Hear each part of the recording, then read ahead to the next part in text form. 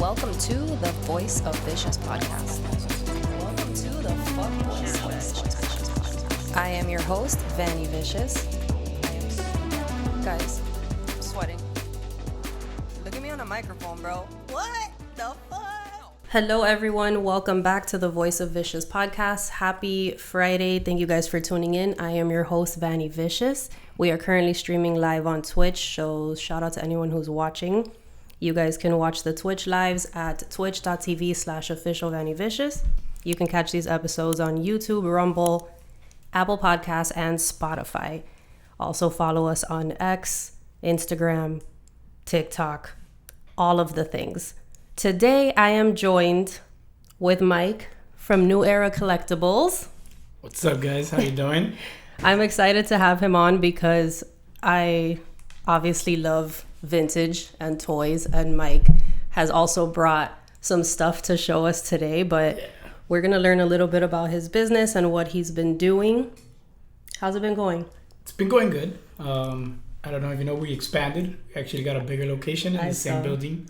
So as you know, we had like a 300 square foot location. It was tiny. Yeah, but you guys had it like packed to a T. Packed to a T. Like 100%. but it still looked organized somehow when you guys were there. Yeah, we tried so hard. You know, people would walk in and they're like, "This place is small, but I have to do like 3 trips around." Mm-hmm. Definitely. Mm-hmm. So now we have 1,400 square foot. Oh wow. Yeah. So we have a warehouse and everything, and then basically we have the whole front and a lot more room, a lot more height. So we're able to fit a lot more stuff. Yeah. So that's what we've been working on, getting new inventory, working on that. But super excited. We've been in there for 6 months now. So you guys have had, when you had the smaller space, you had stuff in a warehouse and you were just bringing in as you sold stuff? Yeah. Okay. So basically every Monday we would go, because those were the days we're always closed, because Garfield hates Mondays. We close for Garfield. So there's a meaning behind that, but yeah. So every Monday we would go to the warehouse, bring new inventory. So that's why every time you would walk in, there was something different. Okay. So I'll be honest, when it was smaller, way easier to do that. Now it's kind of like you gotta be constantly changing the inventory. So what we do now is we basically put stuff on that's sitting for 90 days on clearance. Mm-hmm. And then we bring in the new stuff. Yeah. Are you guys also selling online? We just started again. So we took a break during the meantime of us starting the store, because we were trying to balance everything and trying to see how we would sell something in store and then it would sell online, and we were getting confused. It was getting difficult. So now we have like someone that's directly for online based and removes it from the inventory in there. So now we have like a little small team. So that's working out for us, and we're focusing mostly on also What Now. We do What Now streams, which are live auctions. Okay. Yeah. Okay. So how are those going? Because I've seen those. Those look pretty cool. They are cool. So What Now is a great streaming place for you to do auctions and run your merchandise. I've been with them for 2 years. It's been good, but now the market, it's so many people doing it. Yeah. So many people doing it. So, you're competing with hundreds and hundreds of people, and it's become difficult, but it's all about how you do it and what you find. Yeah. Exactly. Yeah. And making it an experience. So, like there's a lot of people that just come and they buy because they're like, Mike, we just have fun with you. Yeah. So plus you have the giant Simpsons. I do. Life-size Simpsons characters. You guys gotta go check out the Instagram. He has pictures of. Do you have the whole squad? I do have the whole squad. Thankfully, I've had them for a bit, but I just sold them. Yeah. I just sold the whole squad to someone in Australia. Australia. How do you ship that shit to Australia? So that's going in a container. So actually, I just became good friends with her. She does mostly life-size stuff. She's out of Sydney, Australia, and she has me going all around Florida and the East Coast buying her life-size stuff. So we're filling up a whole 40-foot container of just life-size statues. Wow. Yeah. I never thought that I would sell The Simpsons, because as you know, I'm a big fan of The Simpsons. Uh-huh. And the offer was just like unexpected, and also I created a friendship with her. So that's the thing about like in our business, is when you meet people, I've learned that every person has a lesson to give you. And she brought me a lot more lessons. She brought me into a whole different industry. I really wasn't into life-size statues like that. Now I'm learning the whole department of it, how to get them, and what official and what fake ones they make. Yeah, because also like there are a lot of vintage stores that turned off, whatever. There are a lot of vintage stores. There are a lot of, thrift stores and whatever, but everybody has like their niche. Yes. So like you start learning from other people, like, oh, if you find this, let me know. And you're like, okay, if you find this. That's the amazing thing about this in this industry is that, you have some people that won't collaborate, but with this industry, I've learned that a lot of other stores were willing to collaborate. Yeah, it's like a community. Yeah, it's definitely a beautiful community. And now with the events that we have, people help each other. And my big thing is like, I was once working out of a storage unit. Yeah. And I was building it kind of when I met you. And, that's what I see with all these vendors that come to our events to vend is like I tell them all the time, the dream is big, but it's not that far away as you think. Yeah. I was working out of a storage unit. Literally, we started with a 5x10 and we would use it like a store. We would have people meet us up from offer up there, and then we just kept dreaming and we got the little location. I think it was around the same time that I met you. That's when I got you're actually the one that got me into vintage clothing, woman-wise. Women, yeah. Yeah, that's when I bought that, and that's something else I'm doing really well in. Vintage women clothing. I mean, women are always going to love clothes, and if you can give them something that's one of one, that, in good condition, they're going to love it. But I didn't know anything about that life. Yeah. I knew more about the toys, more of the vintage t-shirts, gaming shirts, and stuff like that. And when I met you, I bought that lot and I started looking for more. And then I started learning more of what women were looking for in style. And it brought me a whole different crowd as well. Yeah. So that's the thing about our store. We have a little bit of everything. Yeah. A little bit. So now in the store, now that it's bigger, do you have a little bit more clothes in there too? Yeah. So right now we do have some women clothing, but we're mostly focusing on anything that's Florida. Yeah. Marlins, Miami, stuff like that. Yeah, UM and all that stuff. Yeah, for sure. What is like the most bizarre item you've ever come across? What do you think is like if you can remember, because I know you do this all the time, but like what is the thing that you were like, I cannot believe I found this? So I would have to say the most bizarre thing would have been the Simpsons family. Yeah. As complete as it was. Because I think it was only 500 theaters that had it fully equipped like that. And I kept finding them complete but beheaded. Oh. Because they just break or whatever? No, people, because they're so big, people just cut their heads off to put it in their collection. And I was sitting there That's a shame though, right? Yeah. It hurt a lot to see it like that. So when I see them, they're usually missing some type of limb. Anything you can think of. Hands, stuff like that. And I was lucky enough, I actually found it on Mercari Local. And I flew to Georgia to pick it up. And I drove it down. And it was the best find. It was so interesting. The guy was super interesting. The guy won it in a raffle in 2007 after the movie ended. And Regal did a thing for kids. They did you would buy raffle tickets for $2. They sold over 3,000 tickets. One guy bought 500 tickets himself. This guy that I got it from bought one ticket for $2. And he's the one that won, which is insane. Yeah. So when I got there, I found The Simpsons. And one of the things that I never imagined, he didn't want to sell it yet. But what I found was it's a big like statue of Homer signed by the whole cast. Wow. Yeah. So I hope in the near future he will sell it to me. Yeah. He did promise me that I would be his first contact. If he decided to sell it. Yeah. Which was pretty cool. I mean, people find things and they hold on to them for a while. Oh, yeah. They're attached to the... Yeah. I think it's more like also when not only when you know how rare it is, but in his case, like he was one of however many people bought that raffle ticket. Now he has like an even deeper attachment to having this piece or whatever. So yeah, for sure. I don't think I've ever been like attached to things. I mean, I used to do mostly clothes anyways, but... You could get easily attached. I mean, there has been times where I'll find like a dope piece, like as far as clothing, and I'll wear it a few times. Okay. Or I'll shoot with it or something, and then I'll sell it. Yeah, so like for me, it's mostly like what I do is that from every collection I buy, I keep something. Yeah. So to remember the person, remember the collection. That's the thing about us. Nothing in our store is from a distributor. Everything's from a collector. Yeah. So you don't go thrifting and shit like that? You do still? Now we're going more north. So we're traveling a lot more than we were traveling in the past just because it's gotten a little harder down south to find stuff. Yeah, it was the same with clothes. Yeah.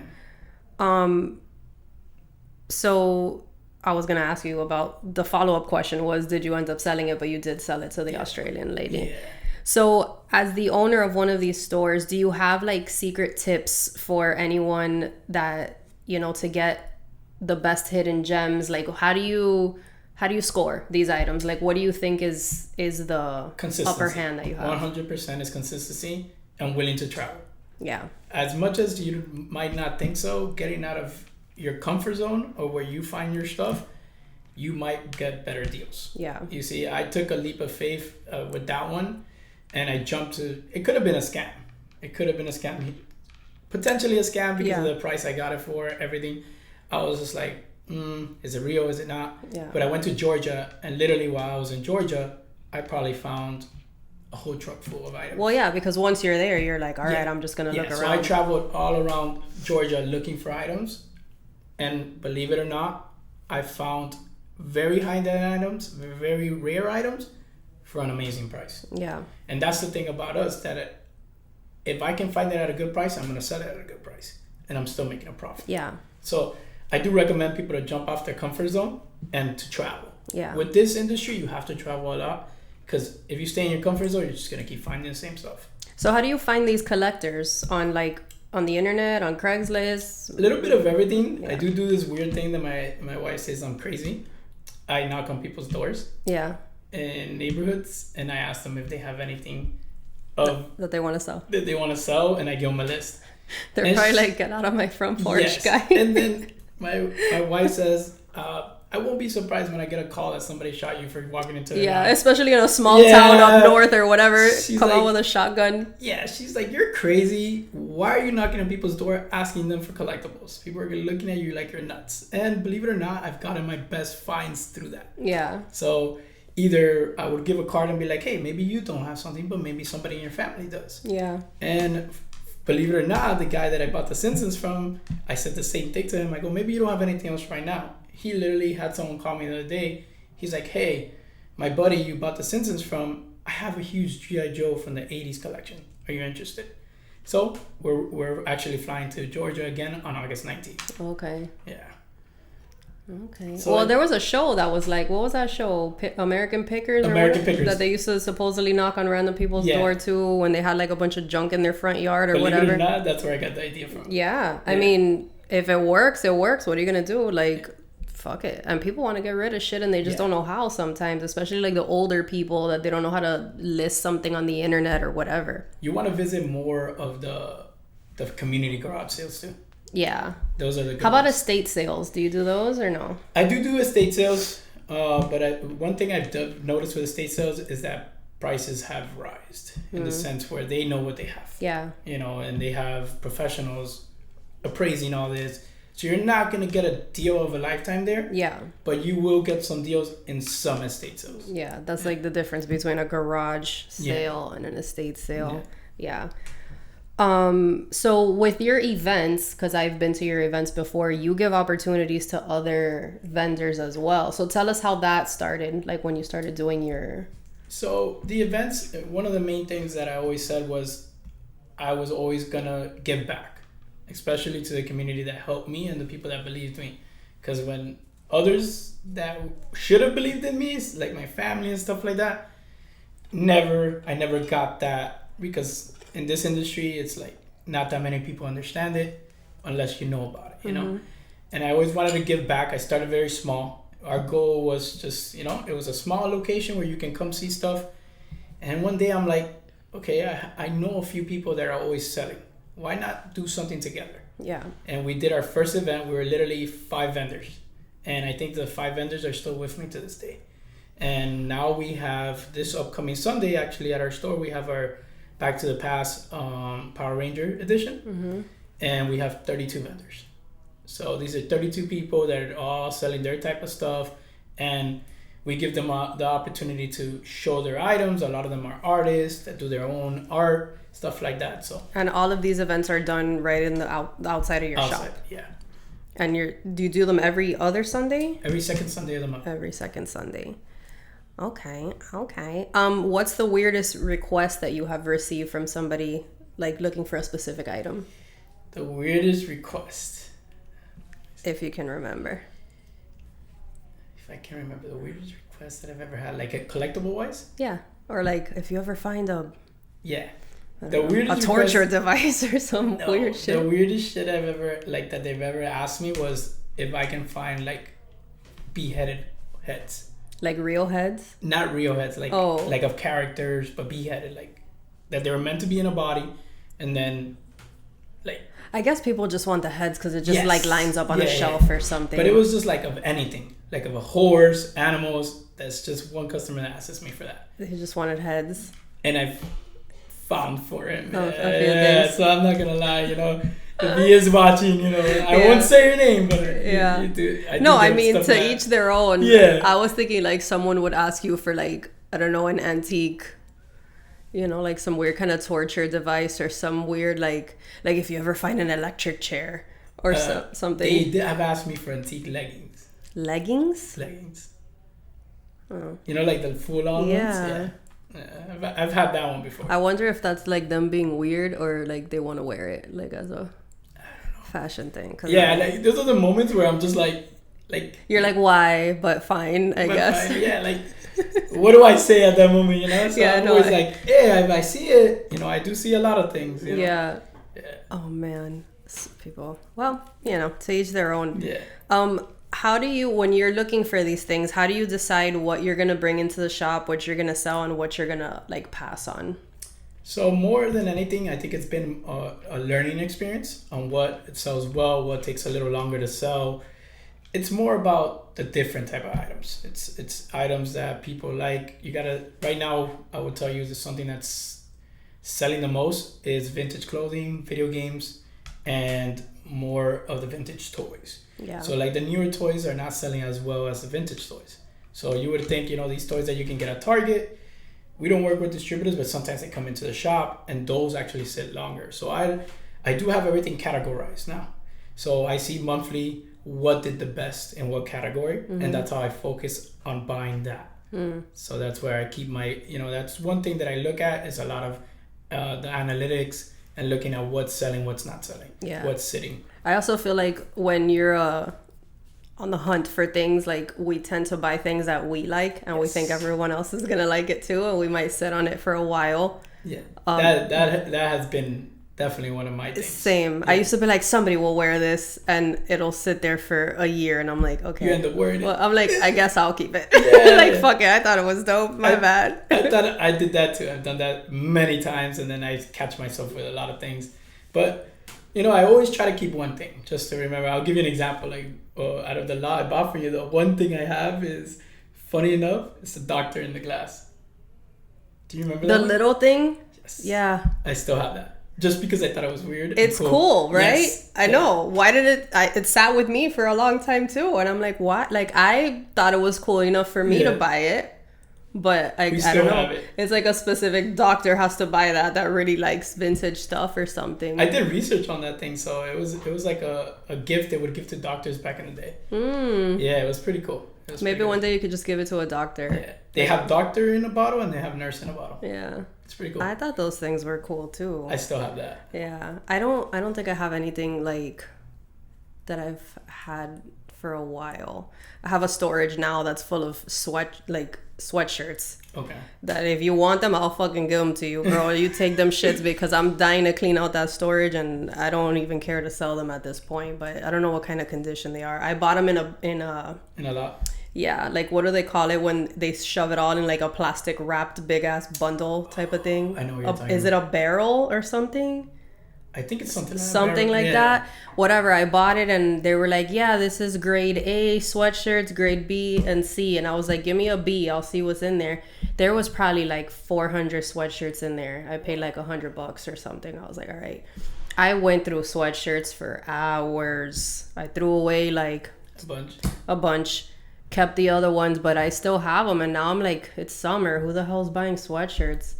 Funny though. I went to a Goodwill not too long ago. I found the ugliest Christmas sweater that had Jesus on it. Okay. But like a cartoon Jesus, but it was one of those ugly, and he was like with his thumbs up or whatever. And I was on FaceTime with my best friend, and she's like, "You're buying that?" I'm like, "Someone's buying this." She's like, "No one is gonna buy that." And I literally sold it 2 days ago to someone in another country. I'm like, Christmas is coming soon. I guess they're preparing their ugly Christmas, party, whatever. Ugly sweater, but you never know. Religion thinks so. Yeah. Even if they're funny. Yeah. People love Jesus. So have you ever had any encounters with like haunted shit? Like when you buy stuff, has there ever been like a weird, creepy vibe, or like ever since we put this in the store, something weird's happening? Yes. So we went to this house that it's actually here in Florida. I can't remember the exact address, but I think it's in Deerfield. And the house is like a spaceship. Literally, they made the form is a spaceship. Okay. So you walk in the front, there's a big life-size chessboard. And there's chess pieces and everything. And it's like, he's a super, super, super alien believer. And he lives there? Huh? He lives there. I bought a whole collection of Men in Black, Star Wars, G.I. Joe, and like NASA stuff. And for some reason, we've had that piece. It's been sitting there. It's a rocket. And that thing, we say it's haunted because it moves by itself. It falls off the shelves by itself. But the guy was seriously a believer. He's like, oh, these were owned by aliens. And it was kind of a weird experience, but it was a cool experience, I guess you could say. You would walk in and he had like, those life-size tubes? Yeah. Okay, with an alien inside, like an alien. Yeah, he was like a strong believer. In his house. Yeah, if you look it up. He's single, right? Yeah. If you look it up, you'll probably find it. Because you'll probably put like spaceship home and it'll probably come up. It's a big corner land. Yeah. He has so many cool life-size pieces in front of it, but his house itself is kind of like in the form of a spaceship. It's super cool, but super weird inside. Yeah. Yeah. Everything was dark inside. So like we were looking at toys in the dark. That's really weird. You were using your phone and stuff? Like your phone? Yeah, and then like the worst part is that when we went in, we lost signal right away. So I said to my wife, this is the last time we come out of here. You're like, I love you, babe. Yeah. Thank you for everything. Thank you for pulling up with this. She's like, Michael, I don't feel comfortable here. I'm like, what can I tell you? It was super weird. It was super dark. And to a point, I'm like, do you have any type of lights here? Because I can't see the condition of these toys. Yeah. He said, no, we don't do lights. Not even windows? Not even windows. The house has no windows. So the windows they have is like kind of like, Is he white as shit? Yes, he is. But the cracks that have like ventilators, kind of like that? Yeah. That's all the type they have because they don't do AC. Oh, hell no. Yeah. So it's dark and hot in there. Dark and hot. Nah. And then you have like LED lights and they're all green. So we're looking at everything in green. Yeah, I basically bought that collection blindly. And now it's haunted by aliens. We have one piece that doesn't seem to be nobody wants to buy. It's kind of funny though, because it's not like a ghost haunting. It's like alien activity with the thing. What I'm saying. And we were in the shop in the new one, and we're all sitting there, and then there was 2 pieces, and my buddy's passing by, and that thing just falls, and he's like, "Bro, this place is haunted." Forget it. Yeah. We had it was a dinosaur, like a Jurassic Park dinosaur.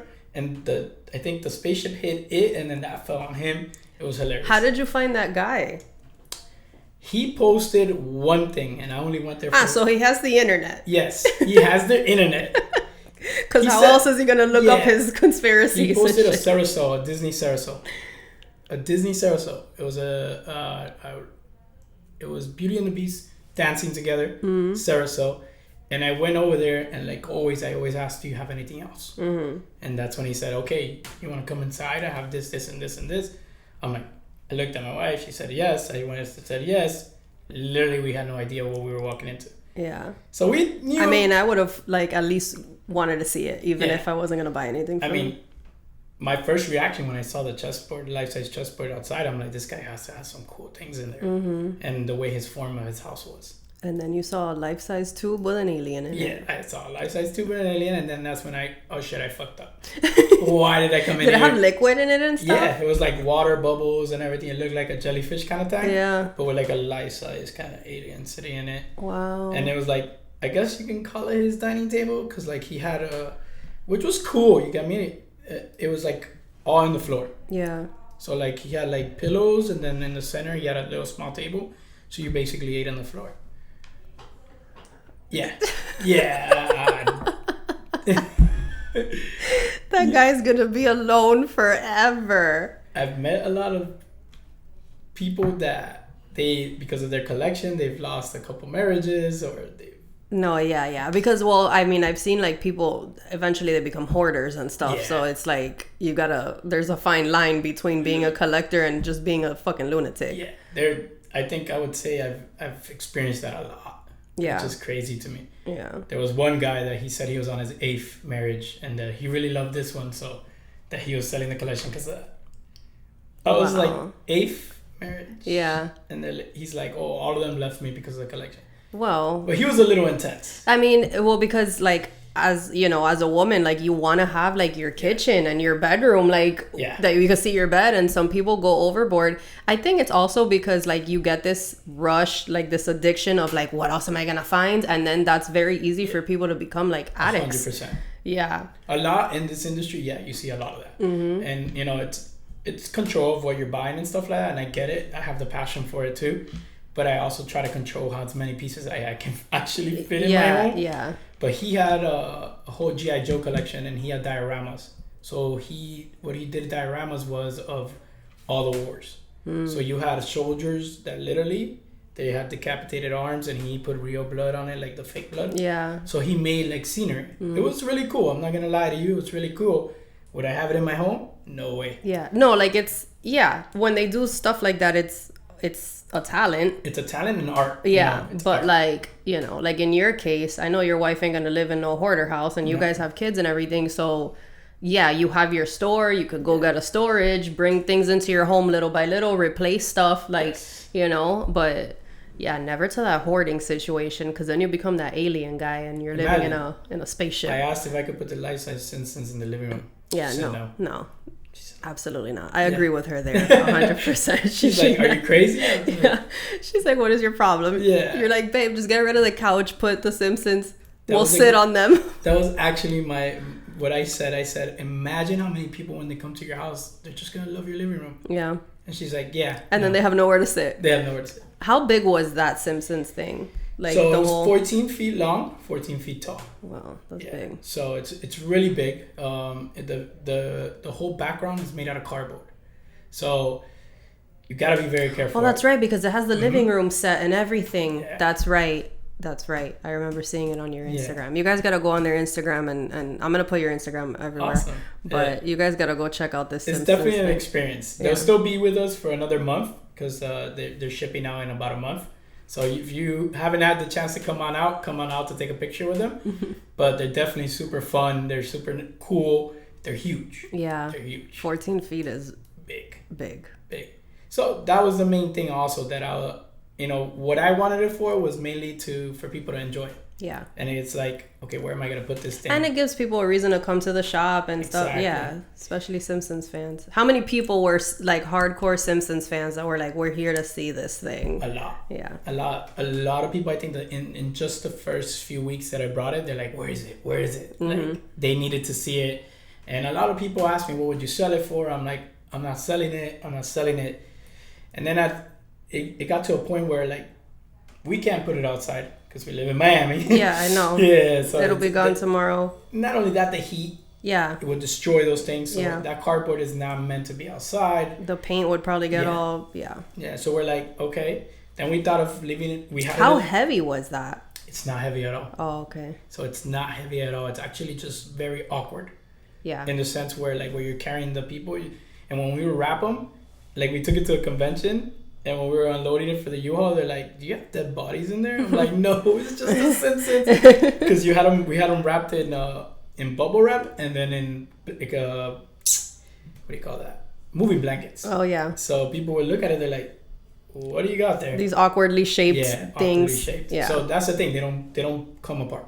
They're literally like 6 feet each figure. Except Bart and Lisa, which they're the smaller ones. They're about like 4 feet. Yeah. Yeah. They're so huge, though. Yeah. It definitely is going to an awesome home, and she's gonna. That's her thing. Yeah, it's her thing. Life-size stuff. So does she keep them or sell them? She does both. Oh, okay. So with the Simpsons one, she's just gonna keep them for a while and then she's gonna sell them. Imagine her house. Yeah, I can only imagine her house. Yeah. You should tell her to send you like a little walkthrough video. So we talk ever since we met. We talk about almost every other day for like an hour or two, but we're on whole different time zones. Yeah, so yeah. The times we talk, it's either like 4 in the morning in hers or my time 1 in the morning, and she has to call me because I can't call her. Because if not, I'll get like a huge bill. But, so she calls me, and then now, like, for example, I just came back from Sarasota looking for stuff for her and stuff like that. So that's one of the fun I would things. love to see her house and see how many giant things she has. She has a lot of cool. She probably is going to remove her couch to put the Simpsons thing. I wouldn't doubt it. You know what she has a lot of? Betty Boop. Oh. Life size. Yeah, she has a lot of life size Betty Boop. I feel like I haven't seen Betty Boop in forever. Yeah. Like, do people still like her like that? Probably. They do. Yeah. They do. Betty Boop has actually became a little bit more popular in the last 2 years, and her prices have increased. Yeah. Yeah. So like. I wonder why in the last 2 years there hasn't been like a movie or anything to nothing. People just remember. I did see a lot of people start selling it now. Which was like I found a total of 6 statues of her, but nowhere here, more up North Florida. Yeah. No, yeah, like I think that's it. Miami's like tapped out with the stuff. Everybody is looking for it. Yeah. And then you have people that are asking ridiculous prices. Yeah. Yes. Even like you go to a Goodwill, I'm like, are you guys out of your fucking mind? Yep. Like $30 for a jacket. I'm like, that's the price in the shop, like not here. What do you mean? Yeah, it's like I went to a thrift store not the other day, a new one that opened up in down south, and the thing didn't have a price, so they went up on Google, eBay, and then that's the thing you're seeing the most in flea markets too. These people are going on eBay, which I don't mind it because I get it. You have to make your money too. But they're going based off what people are asking. Not what it's sold for. Exactly. Yeah. So the other day, it was an example. He goes, oh, it's going for $150. I go, is that what it's sold for? Is that what it's going for? He's like, oh, that's what it's going for. So that's my price. Yeah, that's what the people want for it, but they're probably going to get $50. Yeah. Like I said, I can ask $100,000 for my senses. Am I going to get it? No. Yeah. You know, it's realistic. Be realistic and look at sold. How long ago did it sell to? So that's the thing that I'm seeing a lot, like in the Redlands flea market. There's not even a point of going there anymore. People are always on their eBay looking for prices. And the thing is that, you know, they're not educated enough to look at sold. They're more looking at what's it going for. And that causes also like, okay, you're trying to sell it for $150, but that's not really what it's going for. And you try to show them, and some of them get upset, which I understand. You know, there's boundaries for that, but. I mean, it is what it is. That's the business. Like, you're not going to get, you know, raped on a price just because they want to sell it for that price. Yeah, exactly. I remember back in the day, I would, like, probably, I don't know, 15 years ago, I used to go to the swap shop early, like 5 a.m. before the sun. It was similar to the Redlands flea market. Everybody in the parking lot in their cars, trucks, U-Hauls, everybody with flashlights because the sun hasn't even come up. Yeah.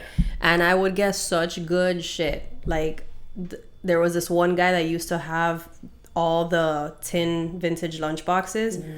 Bro. Thermos? Yes, with the thermoses and everything still, like intact. I got like so many from him. Rambo, E.T. The best ones. Like remembering off the top of my head, Harlem Globetrotters one time, old as fuck, the basketball thing, whatever. And I used to just be like, all of them, give them to me. And I had a wall in my apartment of just lunch boxes. Like that was my thing for a while. For my personal, yeah. Nice. And then eventually I sold them, but yeah, it was so cheap. He would sell those lunch boxes for like $10, $20 the most, and I'd be like, okay, and I would sell them, you know, $300, whatever it was.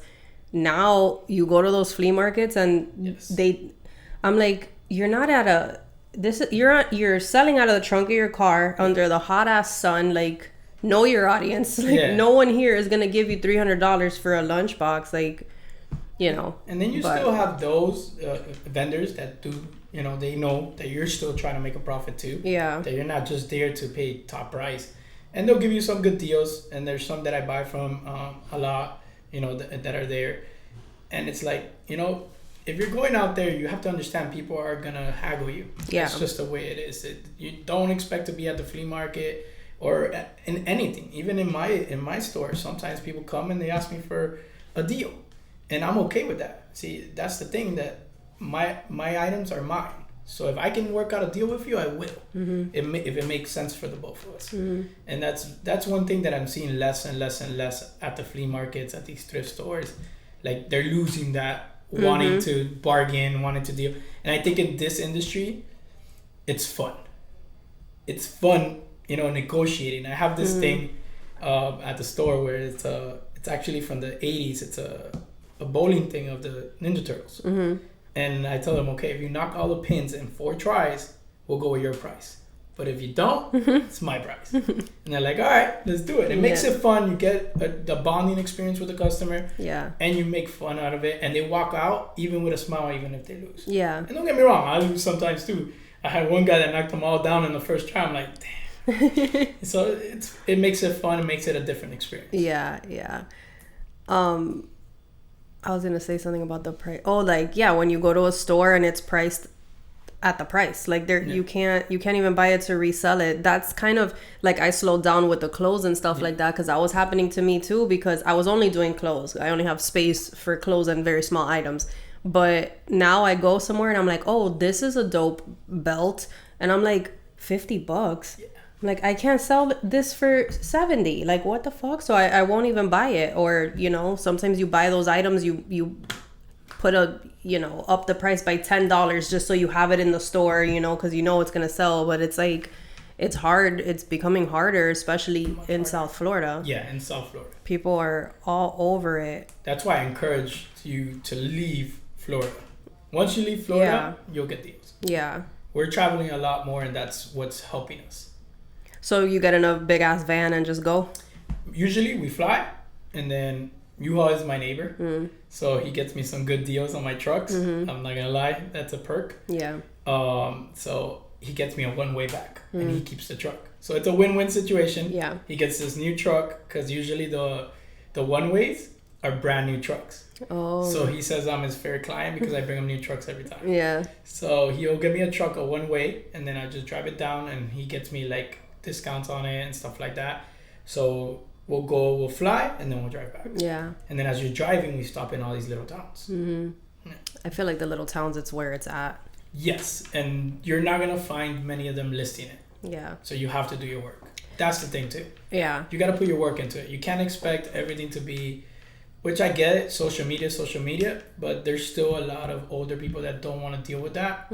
And you got to kind of work for it. Well, that's the difference between, like, somebody that's looking like you do this full time. Yeah. People who do this part time may not have the time to travel and actually go knock on people's doors and do all the legwork. So they're 100%. Yeah. So I mean that, I think people have the wrong, like, yeah, I'm gonna do this on the side. Like, it's not that easy. It's not. Yeah, like, it's a lot of work, a lot of dedication. Yeah. So when you actually start putting in all that legwork is when you start actually making money, because you got a bunch of inventory. Yes. Yeah.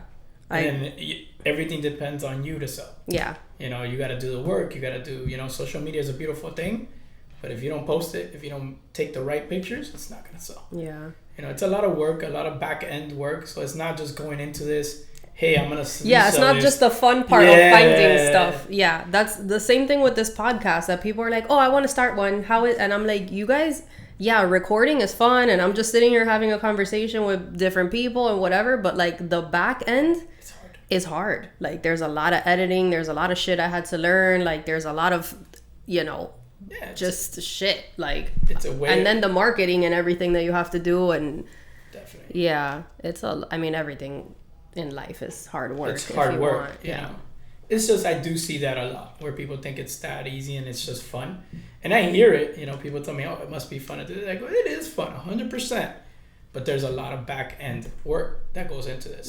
Sometimes me being, this is my full time, this is how I provide for my family. There's days I get to the shop at 9 a.m. and I get there and I stay there till 1 a.m. Yeah. Because I have a bottom dollar I gotta make every day for this to make sense for me. So I have goals every day that I put a number. Okay, I need to make this every single day of the week for it to make sense and for this to continue. And thankfully, we've grown a lot. No, and you guys are a family business, right? Yeah. Like your kids are in the shop, your wife is in the shop, your kids are the logo, my right? Kids are the logo. Yeah. The Era is actually my kids' initials. Yeah. So Ethan, Ryan, Ariza, Evan, Ray, Ariza, and it's all about them. Yeah. I love that. So your wife is working with you full time too? She is. She's still doing her psychology. So she's actually chasing her doctorate now. I'm really proud of her on that. Awesome. So she finishes her doctorate. She has only 2 years left on that. And then she's doing that. The goal is to get her own clinic, do her own thing. But she's doing neuropsych. So she's studying that. But as of right now, she helps me out with all this. She could go to all those weirdos' houses with you and start like... No, you know what she said to me the other day? Diagnosing them all. That guy has this and this and this. Crazy. She says that I'm doing bad to others by, sometimes people come, and I get it. For me, it's therapy, buying stuff. Because she's like, you're making them waste money, and they're just wasting. I'm going to sit down with them, and I'm going to give them a session for free. And then I'm like, you realize you're going to make me lose a customer, right? Yeah. But she's trying to treat their shopping addiction and shit. You're like, no. I'm like, we need toys. We need collectibles, okay? Yeah. And it's funny, but she loves it as much as I do. She didn't at the beginning. She thought it was too much. And then she started collecting herself, and then she's like, okay, this is fun. Yeah. It is fun. It takes you back to the good memories. Yes. That's the one thing, like, even when I went to your store the last time, I was just like, oh my God, I haven't seen this in so long. Oh my God. Like, you forget things even existed because now we're so in the technology and all this shit. Like, the toys back then were so simple and so cool, and we had to use our imaginations to play with them.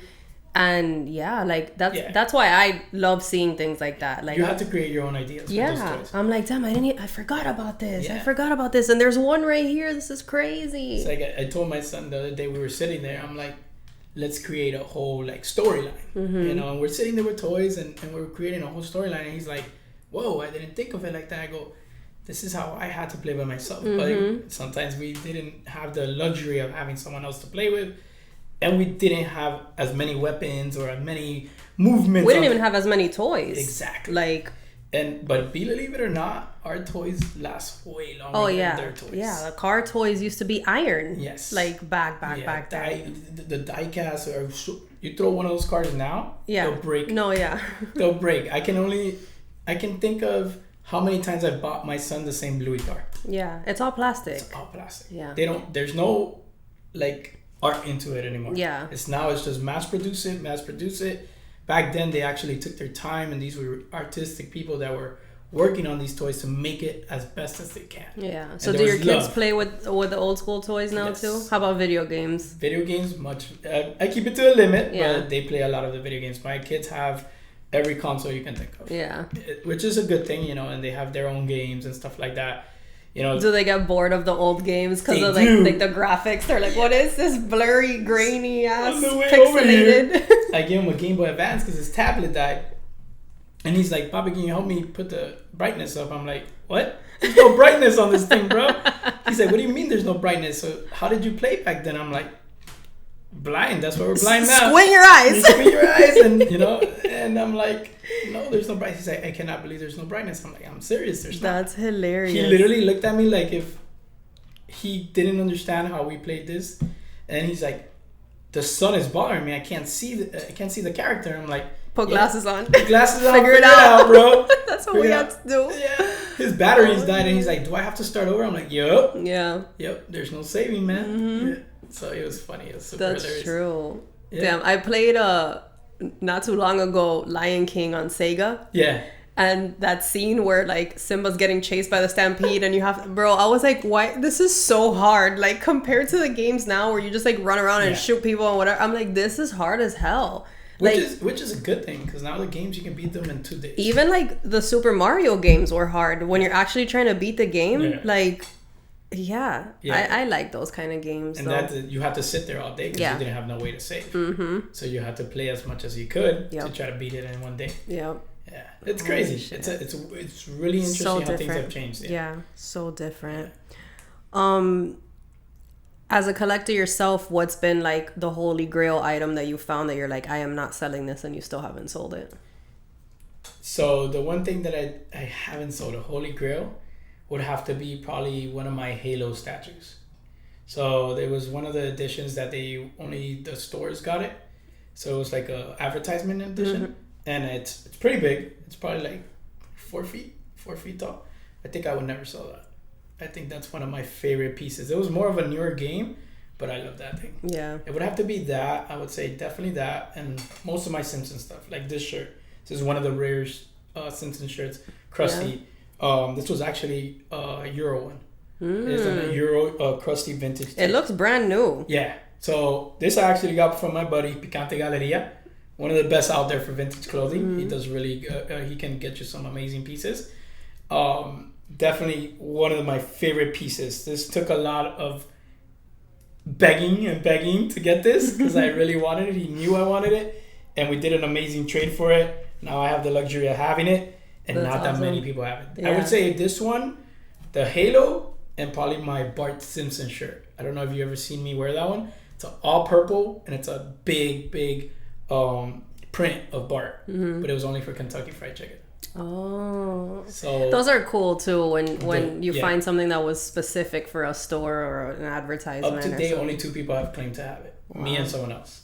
That's cool. How'd you find that? Him as well. Yeah. He has a lot of sets of pieces, which unfortunately his is reducing while mine's is increasing. I think right now I have.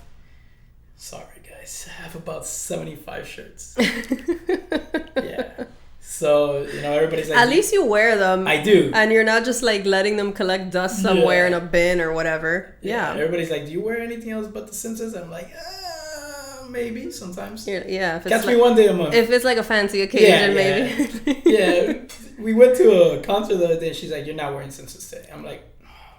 So what do I wear then? What do I wear? She's like, figure something out. There's a bunch of nice shirts you got out there. You have a bunch of like button-ups. Why don't you wear those? I'm like, because it ain't Simpsons. Yeah. You're like, I'm more comfortable. Well, in your line of work, it makes sense for you to wear, you never know if someone will be like, I want to buy this off of you and give you a crazy, I've had those experiences. I've known some people that have bought off the back, they call it. And they're like, oh, I'll buy that off you right now. Somebody offered me for my bar shirt. I said no, but it was pretty funny. It was pretty cool. They're like, oh, name me the price. I'll buy it right now. I'm like, not for sale, man.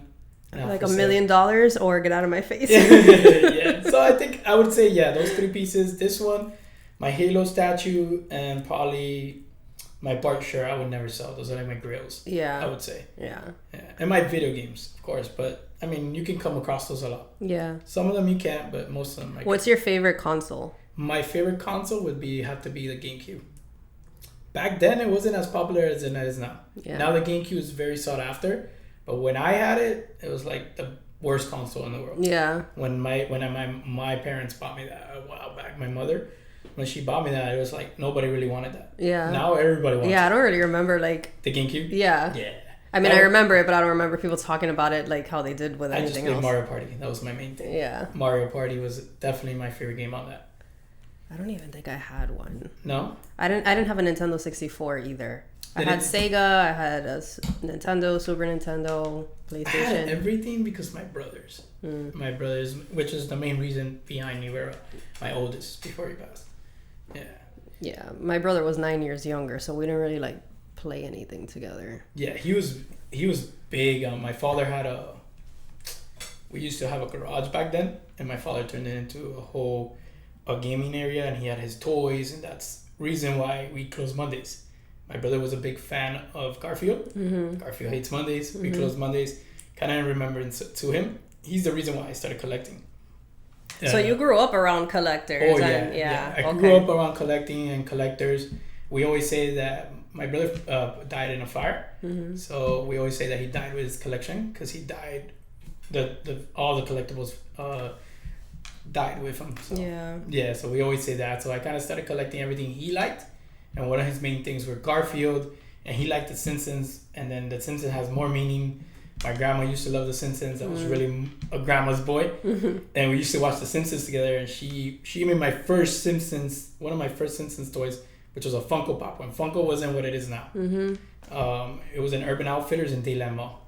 I found it upstairs in the second floor. I really wanted it. I didn't have enough money back then. Whatever, we went home. And the next morning I woke up and on my nightstand was the Funko Pop. She had bought it. So I took back the day, and then I remember her telling my cousin, hey, I got to go to the bathroom really fast. Lies. She went back into Urban Outfitters, about to pop, and then put it on my nightstand while I was sleeping. Aww. Yeah. Abuela, coming through. Bro. Abuela was amazing, yeah. Grandmas are the fucking best, bro. She was the best. So your whole family liked cartoons and everything? Not my whole family.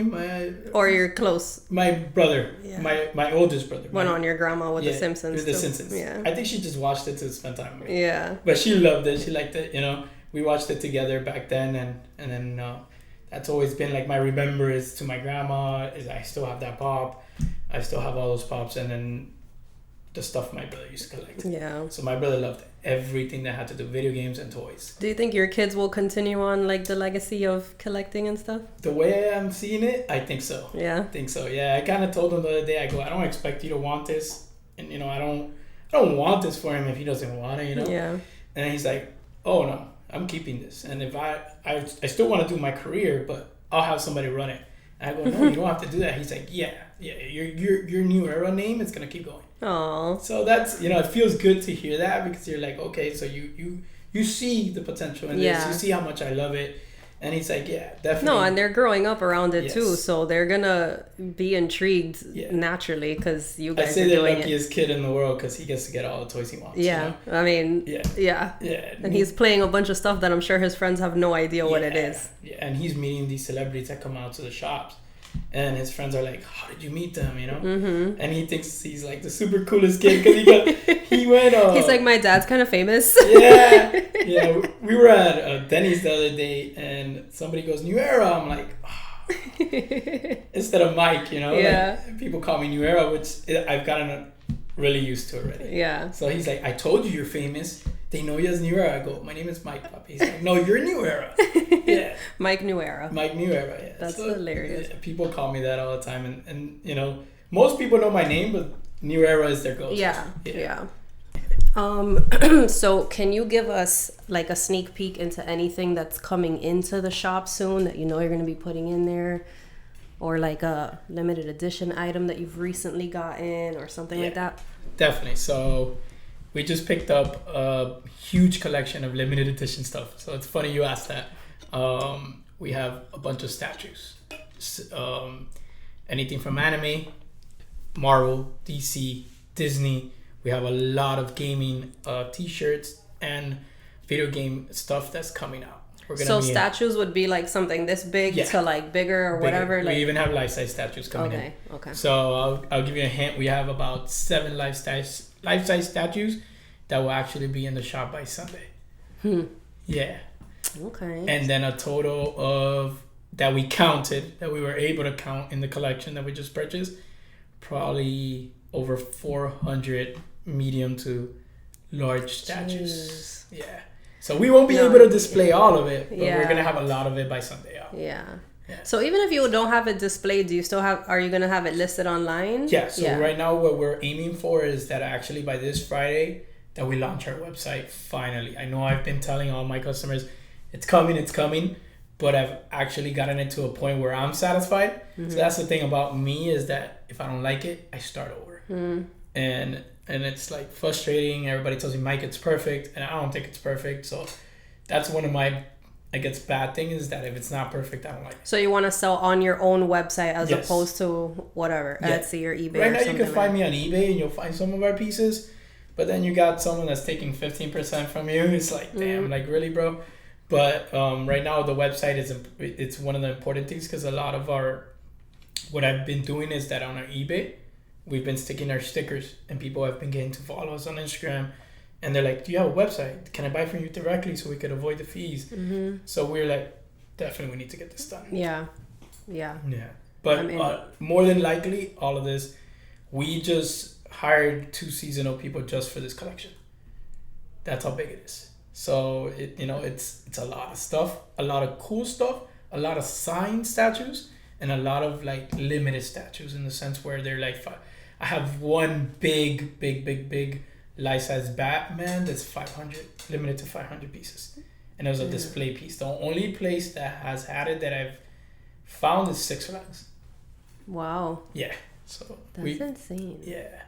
Do you think that you could ever sell those type of things to like, I don't know, like a comic book store that they wouldn't, you know, be able to find it themselves because that's not what they're doing? They're selling comics or something like that. Like you definitely can. You know, there's thankfully on this one there was more than one of us locally going for this collection, and it was like a secret, I guess, a secret bid, and I was the highest bid, so I got the collection, and you know, a good thing, but sorry to the ones that didn't. Yeah. You know, they're probably like, damn it, Mike. Whatever. Damn it, New Era. They could go buy it off of you now. Yeah, so they're probably like, they wanted it for their store, and the guy told me, afterwards, he told me this is who you were competing with, and you actually gave me the fairest offer. So you're taking it. And I'm like, whoa, nice, okay. It meant a lot because, you know, these one of them is somebody really close that really actually helped me a lot when I was growing the little small shop. He really put me out there, and you know, sorry to him, but definitely it was a perk to have been able to win. You know, I saw the value in the collection. I made the offer that I think was fair to the customer, and that it made sense for me. Yeah. So I'm really excited for this one because I actually will be closing Friday just to redo the whole store.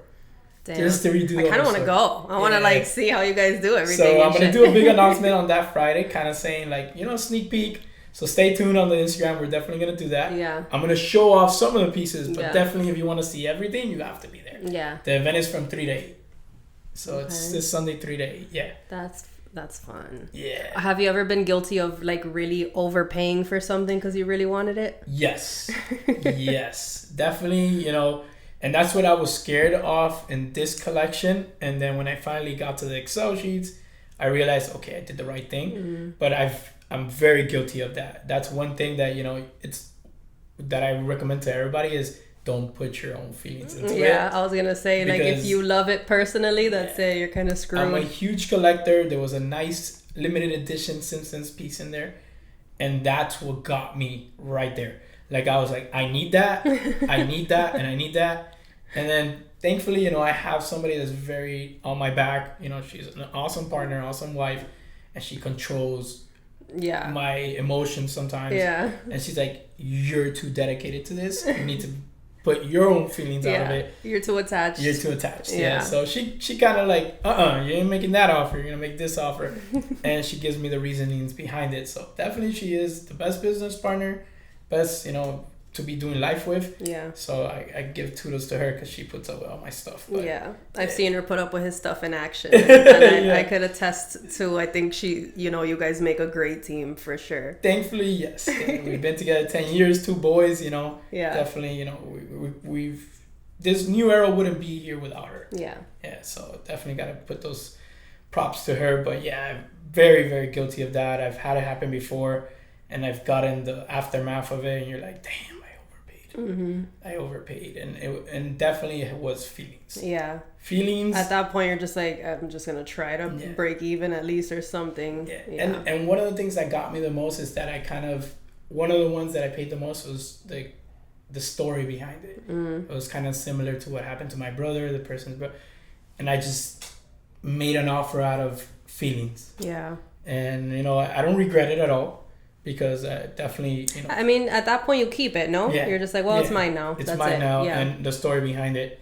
And that's the thing, that you can walk in the store and, like, for example, he'll get to see that one piece I kept from his collection still in my store. Yeah. That's the amazing thing about it. And that's what I love the most, is the people I've met through New Era. Mm-hmm. So definitely feelings have gotten involved, but in good ways and in bad ways. Yeah. Yeah. So guys, I told Mike to bring some items, and he did ask if he could bring a life-size thing, but the studio's too small. We would have had to, I don't even know where we would have, nowhere. There's nowhere to put it. But he did bring a couple items that fit in the studio. Yeah. Some stuff. These are available for sale right now at the shop? Yes, they are definitely available at the store. So I told him to just bring a couple cool things, you know, and show us. So...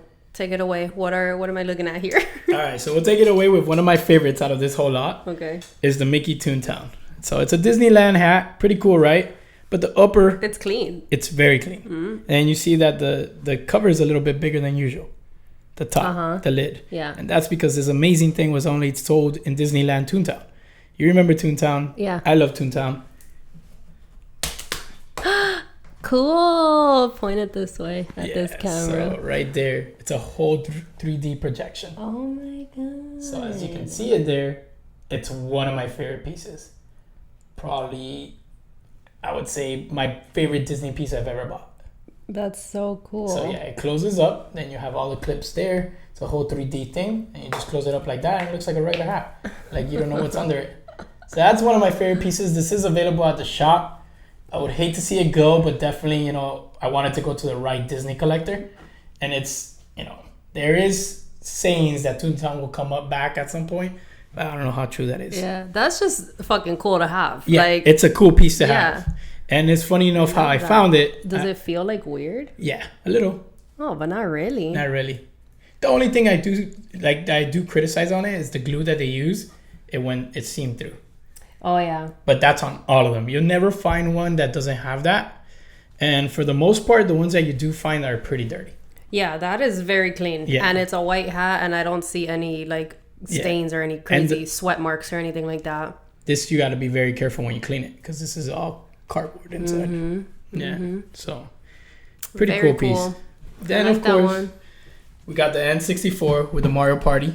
We have about 30 N64s available right now at the store for $75 each if you guys are looking for one. And then you got Mario Party with it. So N64, Mario Party. Definitely one of my favorite consoles from back in the day. Do you sell them with the controls and everything, like a whole set? It comes with controller, cables and everything. And depending on the deal we're having the week, we usually include a game, which is pretty cool, yeah. Cool. Then we got this Pikachu. I know it seems simple, but this was made for Burger King. But the best part about this Pikachu is I have a couple of these, but these were made in Miami. Really? Yes. So one thing I do look at mostly is tags. I want to know where it came from, who made it. And here I tell you, it says made in China, Corporation, Miami, Florida. So it was manufactured by Burger King, Miami, Florida. Yeah. Cool. Yeah. So it's definitely like a Miami piece. So you're a Miami fan. And a Pikachu fan. And a Pikachu fan, Pokemon. That's definitely a thing. Now this guy. What is this giant thing? So this is Chainsaw Massacre, but as you can see it right there, this is actually a model kit. A what? A model kit. Somebody made this. Oh, somebody painted it and everything? Yeah, they painted it. Look at the detail on it. You could tell on his face, the blood, the guy took his time on it. But what is more interesting about this piece is when he did it. So he bought all these model kits in the 90s. And he did them when Hurricane Andrew hit us. Oh. So I have about 6 of these that this man, I just bought this horror collection from him. And he had a bunch of model kits that he made during Hurricane Andrew when we had no light. Or we were going through everything he was going through. He got hit hard. Tilt it down a little bit so you can see the face. Or look, so you can see. Oh, snap. There we go. Yeah. That way they can see it. He is big. Yeah, it's pretty big. The camera wasn't even picking it up. Yeah, so he painted every single detail on this. We have one of Pinhead that he literally took about 5 minutes per pin. And it's cool because you see the mask lip on his jaw and stuff. Yeah, he was very detailed. That's cool. So it was all done during Hurricane Andrew. Wow. Yeah, so he was buying model kits, and one of the things, we have a huge horror collection right now in the store. And these were the pieces that he had. They were amazing pieces. Definitely something really cool. And the people that have gotten it to see it, because we literally bought this Saturday. Saturday we got this collection. And the people that have seen it, they thought it was actually that somebody made this. I thought so too. Like it was made by a company. Yeah, I thought so too. Yeah, no, this was this guy that drew them all himself. That's cool. Yeah, he took his time. And you got more from that guy too? Yes. We have Pinhead. We have... all horror characters. All horror characters. We got Frankenstein. Cool. We have Tales of Crypt. Of the Crypt. Of the Crypt. Yeah. Tales of the Crypt. Oh, I remember that show. Yeah. So we have one big one creepy. With the book and everything, and he drew the book. It's dope. Sick. Was it Tales from the Crypt? Tales from the Crypt. Or of the Crypt. From, I think. Tales from the Crypt. I don't know. But that was the creepiest show when I was a kid. Yeah. I used to, the little skeleton, and he would laugh and shit. That's a perfect example. Horror is not what it used to be. Yeah, no, definitely not. No. Now it's Yeah. You got to be very careful. The Ouija board. Yeah. Oh, whatever. It's so stupid. Yeah. What do you think sets New Era apart from other stores? I think mostly what sets New Era apart than other stores is we try to be more than just a store.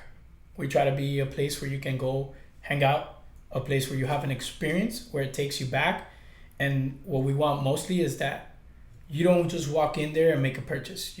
Our goal is for you to spend more time in there, and then we have an actual conversation with you. Mm-hmm. And I think at New Era, we've thankfully been able to do that. Most of our customers, we know them by name. Mm-hmm. I know most of my customers by the first thing they bought from me.